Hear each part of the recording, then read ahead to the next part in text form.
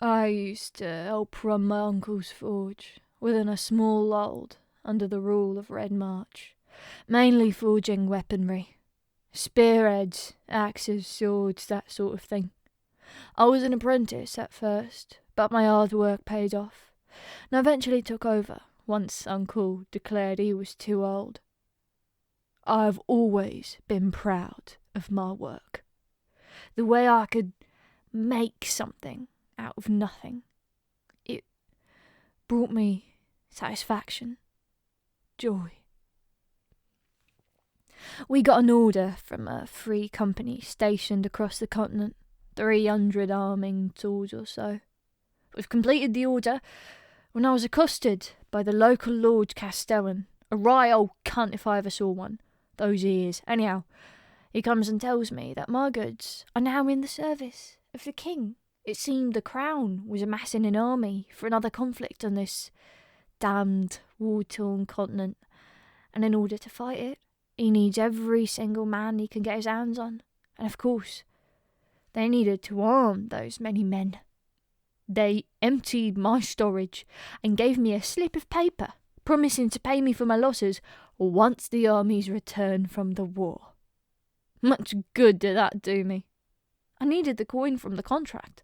Without it, I could not pay my debts for the large quantities of steel I was forced to purchase for those weapons.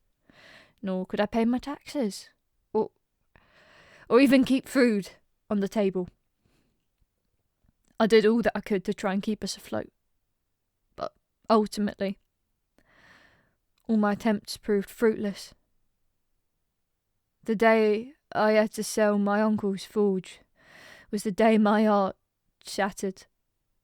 He never even said anything about it. He didn't say much about anything anymore. But I felt it.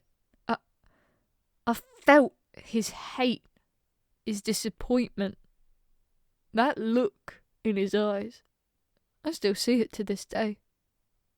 I ruined his life's work. It took me some time to gather myself, but I went on to make weapons for the army. I found many of the men in the garrison vile, with their off-earned comments, their foul smell and ill mannerisms. There was one I was quite fond of, a squire.